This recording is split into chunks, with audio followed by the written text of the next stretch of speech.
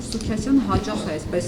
շատ բուրն էմոցիոնալ վիճակում գտնվում, գոռգոռում, ձայնի տոնը բարձրացնում, բայց այդ կոնկրետ այդ հարցազրույցի ժամանակ Նարեկ Կիրակոսյանը դեռ որևէ հարց անգամ չէր հասցրել հնչեցնել։ Դուք դատապարտում եք Սուքիասյանի նման պահվածքը եւ առհասարակ ինչ գնահատական կտակ այդ միջադեպին։ Չեմ դատապարտում, ես դատապարտում եմ կպչուն վերաբերմունքը, ես դատապարտում եմ մարդկանց այն բանից հետո, երբ որ ինքը հայտարարում է, որ ինքը այնուամենայնիվ չի ուզում հարցազրույց, այլ նյարդայնացնելը, հունից հանելը եւ դրա շուրջ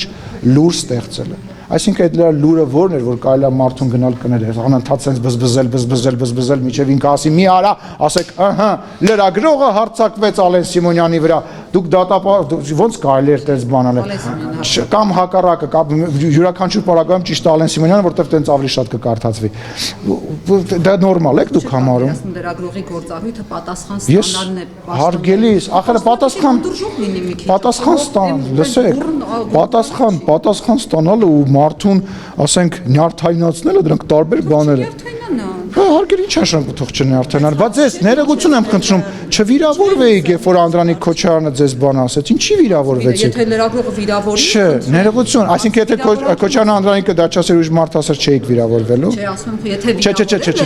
Չէ, ախր դա շատ սուբյեկտիվ բան եք ասում թե չնյարդայնանա։ Ասենք մոտիկանում եք, անընդհատ տենց հանդուրժող լինի։ Լսեք,